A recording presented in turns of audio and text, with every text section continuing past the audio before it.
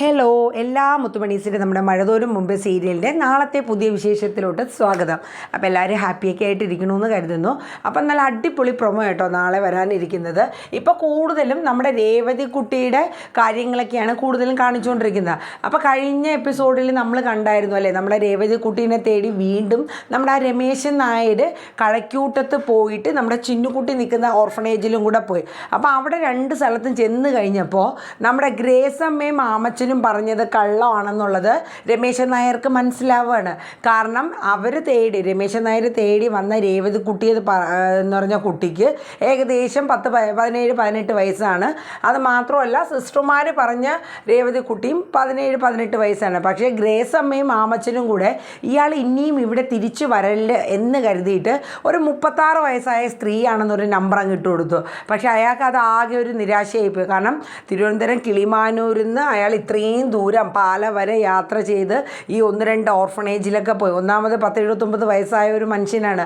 അപ്പം അയാൾക്ക് അതൊരു അവിടം വെച്ചിട്ട് അയാൾക്ക് വീണ്ടും കാര്യങ്ങൾ അങ്ങ് ഒന്ന് മറിയണം. അപ്പോൾ താൻ ഉദ്ദേശിക്കുന്ന കുട്ടിയല്ലേ എന്നുള്ള ചിന്തയൊക്കെ വരാം കേട്ടോ. അപ്പോൾ എന്തായാലും എല്ലാവരും നമ്മളെ വീഡിയോസൊക്കെ ഒന്ന് കണ്ട് ഇഷ്ടപ്പെടുകയാണെങ്കിൽ ഒന്ന് ലൈക്ക് അടിക്കാൻ മറന്നുകൊണ്ട് കേട്ടോ. അതുപോലെ തന്നെ പുതുതായിട്ട് വരുന്നവരൊക്കെ നമ്മുടെ ചാനലൊന്ന് സബ്സ്ക്രൈബ് ചെയ്യണം. എങ്കിൽ മാത്രമേ നമ്മുടെ വീഡിയോസൊക്കെ വരുമ്പോൾ നിങ്ങൾക്ക് നിങ്ങളുടെ കയ്യിൽ കിട്ടത്തുള്ളൂ. അപ്പോൾ ഇത് എപ്പോഴും ഇങ്ങനെ പറയണതെന്ന് എന്തെന്ന് വെച്ചാൽ പുതുതായിട്ട് വരുന്നവരടുത്ത് ആണ് ഈ പ്രത്യേകിച്ച് പറയുന്നത് കേട്ടോ. ബോറായി തോന്നും, ക്ഷമിക്കുക കേട്ടോ. അപ്പോൾ നമുക്ക് കണ്ടിന്യൂ ചെയ്യാം. അപ്പോൾ നമ്മുടെ രേവതി കുട്ടിയെ തേടി വീണ്ടും രമേശൻ നായർ അതിരാവിലെ തന്നെ എത്തുകയാണ്. അപ്പോൾ ബെല്ലടിച്ച് ഗ്രേസമ്മ ഡോറ് തുറക്കുന്ന സമയത്ത് രമേശൻ നായരാണ്. അപ്പോൾ ആകെ അന്താളിച്ച് പോവുക കേട്ടോ ഗ്രേസമ്മ. മാമച്ച എഴുന്നേറ്റിട്ടില്ല. അങ്ങനെ ഗ്രേസമ്മ ഓടി ചെന്ന് ഈ കോളിംഗ് ബെല്ല് നോക്കിയപ്പോൾ ഇയാളാണെന്ന് കണ്ടല്ലോ. ഓടി ചെന്ന് രേവതി കുട്ടിയുടെ അടുത്ത് പറയുകയാണ്, മോളെ അന്ന് വന്ന ആൾ വീണ്ടും വന്നിട്ടുണ്ട്. ഇതൊക്കെ പല ഇതായിരിക്കും മോളെ, ഞാൻ പറഞ്ഞല്ലാണ്ട് നീ വെളിയിലോട്ട് വരരുതെന്നൊക്കെ പറഞ്ഞ് രേവതി കുട്ടീനെ അകത്തോട്ട് വിടുക കേട്ടോ. അപ്പം അതിനുശേഷം ഗ്രേസമ്മ ചെയ്യുന്ന ഡോറ് തുറക്കുകയാണ്. എന്താ കാര്യമെന്ന് ചോദിക്കുന്നത്. അപ്പോൾ പറയുന്നുണ്ട്, അതെ ഞാൻ വീണ്ടും വന്നു, ഞാൻ ഒരിക്കൽ കൂടെ കഴക്കൂട്ടത്ത് പോയിരുന്നു. അപ്പോൾ പോയിട്ട് ഞാൻ വീണ്ടും ഒന്നും കൂടെ കാര്യങ്ങളൊക്കെ വിവരങ്ങളൊക്കെ തിരക്കി പോകാം എന്ന് കരുതി ഞാൻ വന്നതാണെന്ന് പറയുന്നുണ്ട്. അകത്തോട്ട് കയറിയിരിക്കാം, എനിക്ക് നിൽക്കാൻ കാല് സുഖമില്ലാത്ത ആളാണ്. അപ്പോൾ ഗ്രേസമ്മ പറയുന്നുണ്ട്, അല്ല നിങ്ങൾ അന്ന് വന്ന് എല്ലാം അറിഞ്ഞു പോയതല്ലേ, പിന്നെ എന്തിനാണ് വീണ്ടും വന്നത്? അന്ന് വന്നപ്പോൾ നിങ്ങൾ പറഞ്ഞത് ഒരു 10-36 വയസ്സായ ഒരു സ്ത്രീയാണെന്നല്ലേ. പക്ഷെ ഞാൻ തിരക്കിയിടത്തോളം സിസ്റ്റർമാരെ അറിവിൽ നിന്നെല്ലാം ഒരു 10-17-18 വയസ്സുള്ള കുട്ടിയാണ് ഈ രേവതി കുട്ടി എന്നുള്ളത് ഞാൻ അറിഞ്ഞു എന്ന് പറഞ്ഞിട്ട് രമേശൻ നായർ പിന്നെ കാര്യങ്ങൾ സംസാരിക്കാനായിട്ട് അകത്തോട്ട് പോവാണ്. അപ്പോൾ ഗ്രേസമ്മയ്ക്ക് ആകെ ഒരു ഇതാവാണ് കേട്ടോ, ഒരു പേടിയും ഭയവും ഒക്കെ വരെയാണ്. അപ്പോൾ ആ സമയമായപ്പോൾ നമ്മുടെ മാമച്ചൻ എഴുന്നേറ്റ് ഫ്രഷായി വന്നിരിക്കണം. അപ്പോൾ ഇത്രയും രാവിലെ എങ്ങനെയാണ് നിങ്ങൾ ഇവിടെ എത്തിയെന്നുള്ളത് ഗ്രേസമ്മ ചോദിക്കണം. അപ്പോൾ പറഞ്ഞു, ഞാൻ ഇന്നലെ ഇവിടെ വന്ന് റൂം എടുത്തിട്ട് ഇന്ന് രാവിലെ തന്നെ, കാരണം എല്ലാവരും പുറത്തോട്ട് പോകുന്നതിന് മുന്നേ തന്നെ വന്നാലല്ലേ എല്ലാവരെയും കാണാൻ പറ്റത്തുള്ളൂ എന്ന് പറയുന്നുണ്ട്. അപ്പോൾ മാമച്ചനും ഗ്രേസമ്മയും കാര്യങ്ങളൊക്കെ ചോദിക്കുകയാണ്. അപ്പോൾ അയാൾ കാര്യങ്ങളൊക്കെ പറയാണ്, ഇങ്ങനെ സ്നേഹനികേതനിൽ എൻ്റെ മകൻ്റെ കുഞ്ഞിനെ ഇത്ര വർഷം മുന്നേ ഏൽപ്പിച്ചിട്ടുണ്ടായിരുന്നു. അപ്പോൾ ആ കുട്ടിയാണോ എന്നുള്ളതൊന്ന് അറിയാൻ വേണ്ടിയിട്ടാണ് ഞാൻ ഇത്രയും ദൂരം. നിങ്ങൾക്കറിയാം എനിക്ക് ഏകദേശം 10-79 വയസ്സുള്ള ഒരു മനുഷ്യനാണ്. അസുഖങ്ങളും കാര്യങ്ങളൊക്കെ ഉണ്ട്. പക്ഷേ ഞാൻ എൻ്റെ കാര്യം അത്രയും ഗൗരവമുള്ളൊരു കാര്യം ആയതുകൊണ്ടാണ് ഇത്രയും യാത്ര ചെയ്ത് ഞാൻ ഈ അങ്ങോട്ടും ഇങ്ങോട്ടുമൊക്കെ പോകുന്നത്. അപ്പം മാമച്ചൻ അതൊക്കെ കേട്ടപ്പോൾ അവർക്ക് രണ്ടുപേർക്കും ആകെ ഒരു ഇതാവുകയാണ് കേട്ടോ. എന്നിട്ട് അയാൾ പറയുന്നുണ്ട്, എൻ്റെ അതായത് മകന് തീരെ സുഖമില്ലാത്ത ഒരാളാണ്. അവന് ഇല്ലാത്ത അസുഖങ്ങളൊന്നും തന്നെ ഇല്ല. അവസാന നിമിഷങ്ങളാണ് അവൻ്റെ. ആ അവസാന നിമിഷത്തിൽ അവൻ്റെ ജീവിതത്തിൽ അവൻ്റെ ആ കുട്ടിയുടെ മുഖം ഒന്ന് കാണണമെന്നൊരാഗ്രഹം പറഞ്ഞു. അപ്പോൾ അതുകൊണ്ട് മാത്രമാണ് ഞാൻ ഇത്രയും ദൂരം താണ്ടി ഇത്രയും അന്വേഷണങ്ങൾ നടത്തി വരുന്നതെന്ന്. അപ്പോൾ മാമച്ചൻ ചോദിക്കുന്നുണ്ട്, അല്ല രേവതി കുട്ടിയാണ് ആ കുട്ടി എന്നുള്ളതിന് നിങ്ങളുടെ കയ്യിൽ വല്ല തെളിവുണ്ടോയെന്ന് ചോദിക്കുക. അപ്പോൾ അയാൾ പറഞ്ഞു, തെളിവുകളൊന്നുമില്ല, പക്ഷേ ഏകദേശം ആ ഏൽപ്പിച്ച ഓർഫണേജും ആ വർഷവും കണക്കാക്കി അന്ന് ഈ ഒരു കുട്ടിയാണ് ഇപ്പം നിൽക്കുന്നത്. ബാക്കി കുട്ടികളുടെയൊക്കെ ഏജും കാര്യങ്ങളും വെച്ച് നോക്കുമ്പോൾ രേവതി കുട്ടിയുടെ ഏജും അതുമാണ് കറക്റ്റായിട്ട് വന്നേക്കുന്നതെന്ന് പറയുന്നുണ്ട്. ഞാൻ ഒരിക്കലും ആ കുട്ടീനെ ഇവിടെ നിന്ന് പിടിച്ചു കൊണ്ടുപോകാനോ ആധിപത്യം സ്ഥാപിക്കാനോ ഒന്നുമല്ല ഞാൻ വന്നത്. എൻ്റെ മകനെ അവസാനമായിട്ട് ഒരു നോക്ക് കാണാൻ വേണ്ടി മാത്രമാണ് ഞാൻ ഇവിടെ വന്ന് ആ കുട്ടിയെ ഒന്ന് കാണണമെന്ന് പറഞ്ഞത്. അതും എനിക്ക് ആ കുട്ടിയാണോന്ന് ഉറപ്പ് ഒന്നും ആയിട്ടില്ല. അപ്പോൾ അതിനെക്കുറിച്ച് സംസാരിക്കാനാണെന്ന് എനിക്കൊന്ന് കാണാനുള്ളൊരു അവസരം തരണമെന്ന് അദ്ദേഹം പറയുകയാണ് കേട്ടോ. പക്ഷേ ഇതൊക്കെ കേട്ട് കഴിഞ്ഞപ്പോൾ ഗ്രേസിനും നമ്മുടെ മാമച്ചനും ഒക്കെ എന്തോ പോലെ എന്ത് പറയണമെന്ന് അറിഞ്ഞൂടാ. അപ്പം മാമച്ചൻ പറയുന്നുണ്ട് ഗ്രേസമ്മയോട്, ഗ്രേസമ്മ നീ രേവതി കുട്ടിയെ വിളിക്കാനായിട്ട് പറയുന്നുണ്ട് കേട്ടോ. അപ്പോൾ ഗ്രേസമ്മയ്ക്ക് അത്ര ഇഷ്ടമല്ല, എന്നാലും പിന്നെ ഇത്രയും വയസ്സായൊരു മനുഷ്യനാണല്ലോ, ഇത്രയും ദൂരെ യാത്ര ചെയ്ത് ഇങ്ങനെ ഒരു കാര്യത്തിന് വേണ്ടി വരുമ്പോൾ വീണ്ടും മടക്കി അയക്കുക എന്ന് പറയുന്നത് ഒരു നല്ലൊരു കാര്യമല്ലല്ലോ. അങ്ങനെ വീണ്ടും മടിച്ചാണെങ്കിലും ഗ്രേസമ്മ രേവതി കുട്ടീനെ വിളിക്കുകയാണ് കേട്ടോ. അപ്പോൾ രേവതി കുട്ടി അകത്തുനിന്ന് വരികയാണ്. അപ്പോൾ വരുന്ന സമയത്ത് രമേശൻ നായർ ഇങ്ങനെ അതിശയിച്ച് നോക്കുകയാണ്, എൻ്റെ മകൻ്റെ കുഞ്ഞാണോ ഈ വരുന്നത്? കാരണം അറിയില്ലല്ലോ, ഇത്രയും വർഷത്തെ പൊടി കുഞ്ഞായിരുന്നപ്പോൾ എങ്ങോട്ടോ കൊടുത്തേക്കുന്ന കുട്ടിയാണല്ലോ. അപ്പോൾ ഇത് ആ കുട്ടിയാണോ എന്നറിയില്ല. അപ്പം രമേശൻ നായർ ആ കുട്ടിയുടെ അടുത്ത് പറയുന്നുണ്ട്, മോക്ക് എന്നെ അറിയാൻ വഴിയില്ല, കാരണം വർഷങ്ങൾക്ക് മുമ്പ് എൻ്റെ മകൻ എന്നെ ഓർഫനേജിൽ ഏൽപ്പിച്ചിരുന്ന ഒരു കുട്ടിയാണ്. അപ്പോൾ അതുകൊണ്ട് മോളെ കാണാൻ ഇതിനു മുന്നേ ഞാൻ വന്നിരുന്നു, അവർ പറഞ്ഞു എന്നുള്ളത് എനിക്കറിയില്ല, അതുകൊണ്ടാണ് ഞാൻ വീണ്ടും വന്നതെന്നൊക്കെ ഇങ്ങനെ പറയുന്നുണ്ട്. അപ്പോൾ രേവതി കുട്ടി പറയുന്നുണ്ട്, ഇനിയിപ്പോൾ എത്ര വർഷങ്ങൾ കഴിഞ്ഞിരുന്നാലും ഇനിയിപ്പോൾ എന്താവശ്യമെന്ന് പറഞ്ഞിരുന്നാലും ഞാൻ ഒരിക്കലും ഇവിടെ നിന്ന്, അതായത് എൻ്റെ ഗ്രേസമ്മ ആൻറ്റിയെയും അങ്കിളിനെ മാമച്ചൻ അങ്കിളിനെയും വിട്ട് ഒരിക്കലും ഞാൻ എങ്ങോട്ടും വരില്ല. ഇനി എന്ത് തരാമെന്ന് പറഞ്ഞാൽ, അല്ലെങ്കിൽ എന്ത് ആവശ്യമെന്ന് പറഞ്ഞിരുന്നാലും ഞാൻ ഒരിക്കലും വരില്ല എന്ന് രേവതി കുട്ടി മൂത്തടിച്ച് കണക്ക് പറഞ്ഞിട്ട് അങ്ങ് പോവാട്ടോ. ഇത് കേട്ടപ്പോൾ രമേശൻ നായർക്ക് ആകെ ബുദ്ധിമുട്ടായിപ്പോൾ എന്ത് പറയണമെന്ന് അറിയില്ല. അപ്പോൾ അയാൾ വീണ്ടും അവരുടെ അടുത്ത് പറയുന്നുണ്ട്, ഒരിക്കലും അവളെ പിടിച്ചു കൊണ്ടുപോകാൻ വേണ്ടി ഞാൻ വന്നതല്ല, എൻ്റെ മകൻ മരണക്കിടക്കയിൽ കിടന്നുകൊണ്ട് അവസാനമായിട്ട് ആവശ്യപ്പെട്ട ഒരു കാര്യമായതുകൊണ്ടാണ്, ഇത്രയും വയ്യായിക ഉണ്ടെങ്കിലും ഞാൻ ഇത്രയും സ്ഥലം തേടി അന്വേഷിച്ച് ഞാൻ ഈ വന്നതെന്ന് പറയുന്നുണ്ട്. ഒരിക്കലും ഞങ്ങൾ ആ കുട്ടിയെ ഞാൻ ഇവിടെ നിന്ന് പിടിച്ചു കെട്ടി കൊണ്ടുപോവുകയോ അല്ലെങ്കിൽ ആധിപത്യം സ്ഥാപിക്കാനോ ഒന്നും ഞാൻ വരില്ല എന്ന് പറയുന്നുണ്ട്. അപ്പോൾ ഇത് കേട്ടപ്പോൾ മാമച്ചൻ അങ്ങ് വല്ലാണ്ട് ഗ്രേസമ്മയ്ക്ക് ഒരു ബുദ്ധിമുട്ടായിപ്പോയി. അപ്പം മാമച്ചൻ പറയുന്നുണ്ട്, ഞങ്ങൾ ഒരു കാര്യം ചെയ്യൂ, ഇത്രയും ദൂരം വന്ന ഇത്രയും പ്രായം ചെയ്യുന്ന ഒരു അപ്പച്ചനല്ലേ, ഒരു കാര്യം ചെയ്യും, നിങ്ങളുടെ ഫോൺ നമ്പറും അഡ്രസ്സും കാര്യങ്ങളൊക്കെ ഒന്ന് തന്നേക്കൂ, ഞങ്ങൾ അവളുമായിട്ടൊന്ന് സംസാരിക്കട്ടെ എന്ന് പറയുന്നുണ്ട് കേട്ടോ. എന്നിട്ട് അങ്ങനെ സംസാരിച്ചിട്ട് രമേശൻ നായർ അദ്ദേഹം അവിടെ നിന്ന് പോവാണ്. അത് കഴിഞ്ഞ് നമ്മുടെ മാമച്ചനും ഗ്രേസമ്മയും മുഖത്തോട് മുഖം നോക്കുകയാണ്. കാര്യം രേവതി കുട്ടി അത്രയും ആത്മാർത്ഥമായിട്ട് അയാളുടെ അടുത്ത്, എന്ന് വെച്ചാൽ നമ്മളെ അവൾ അത്രയേറെ സ്നേഹിക്കുന്നുണ്ട് എന്നുള്ള കാര്യം അവർക്ക് അപ്പോഴാണ് ബോധ്യമായത് കേട്ടോ. അവർ നേരെ രേവതി കുട്ടിയുടെ അടുത്ത് ചെല്ലുകയാണ്. അപ്പോൾ രേവതി കുട്ടി പറഞ്ഞു, എനിക്ക് പറയാനുള്ളത് ഞാൻ എന്തായാലും ഗ്രേസ് ആൻറ്റി ഞാൻ പറഞ്ഞിട്ടുണ്ട്, ഇനി നിങ്ങൾ തീരുമാനിച്ചു ഞാൻ എന്ത് ചെയ്യണമെന്നുള്ളത്. അപ്പോൾ മാമച്ച അങ്ങനെ അവർ ആ കാര്യങ്ങളൊക്കെ ചർച്ച ചെയ്തിരിക്കുകയാണ്.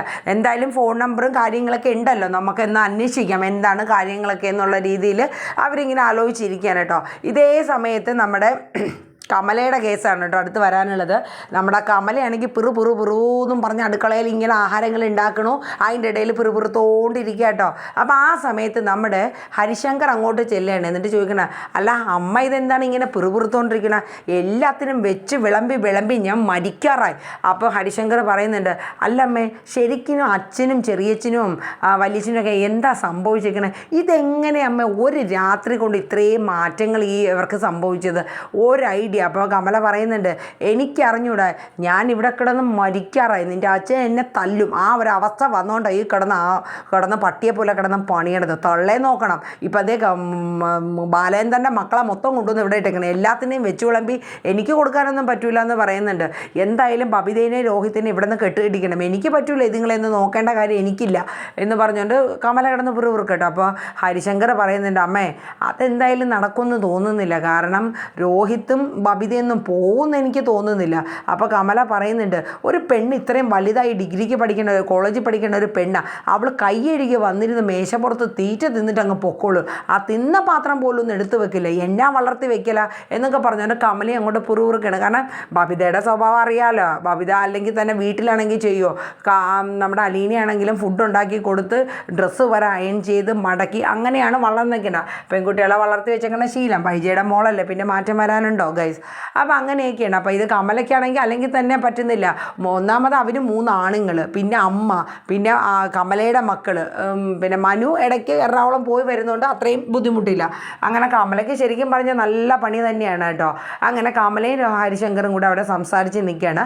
അത് കഴിഞ്ഞ് പിന്നീട് കാണിക്കുന്നത് നമ്മുടെ ഹോസ്പിറ്റലാണ്. അപ്പോൾ നമ്മുടെ വൈജയുടെ സർജറിയും കാര്യങ്ങളും താടിയലിൻ്റെ ആ ബാൻഡേജും അതിൻ്റെ ആ സംഭവങ്ങളൊക്കെ മാറ്റിയപ്പോൾ ചെറിയ രീതിയിലൊക്കെ സംസാരിക്കാൻ പറ്റുന്നുണ്ട് കേട്ടോ. അപ്പോൾ ആ സമയം നമ്മുടെ ബാലചന്ദ്രൻ റൂമിലോട്ട് ചെല്ലാണ്.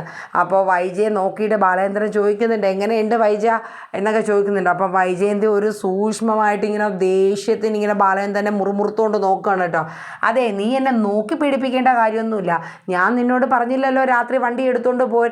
നീ ചെയ്തതിൻ്റെ ഫലം നിനക്ക് ദൈവമായിട്ട് തന്നത്. അതിന് നീ എന്നെ നോക്കി പീഡിപ്പിക്കണ എന്തിനാന്ന്. പക്ഷേ വൈജയ്ക്ക് 4 വർത്താനം കൊണ്ട് പറയണമെന്നുണ്ടായിരുന്നു. പക്ഷെ കടിച്ചമർത്തി എന്തോ അങ്ങനെ അങ്ങ് നിന്നു.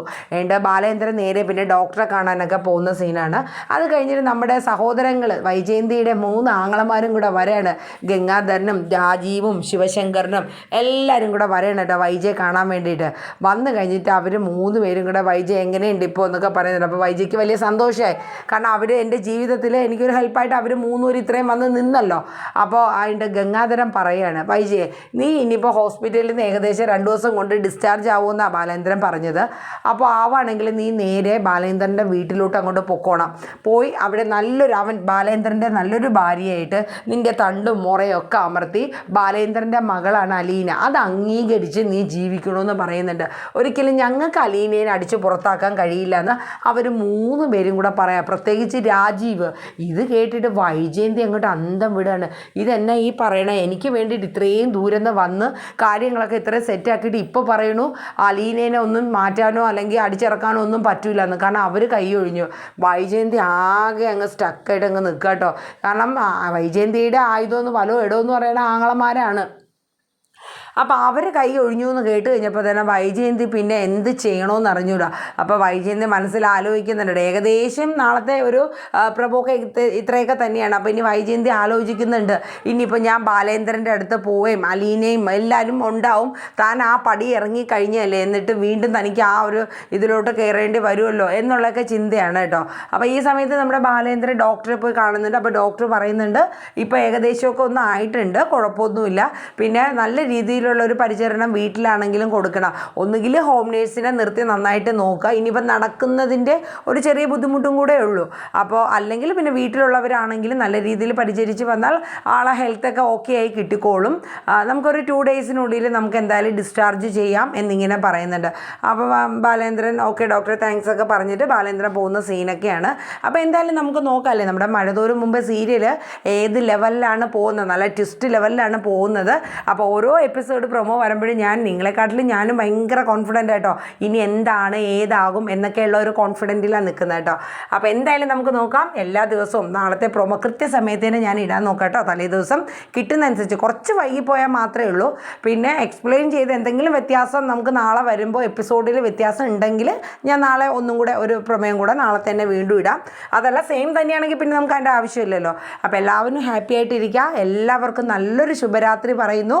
നമ്മുടെ വീഡിയോസൊക്കെ ഇഷ്ടപ്പെട്ട് കഴിഞ്ഞാൽ ഒരു കുഞ്ഞ് ലൈക്ക് അടിക്കാൻ ആരും മറക്കണ്ട കേട്ടോ.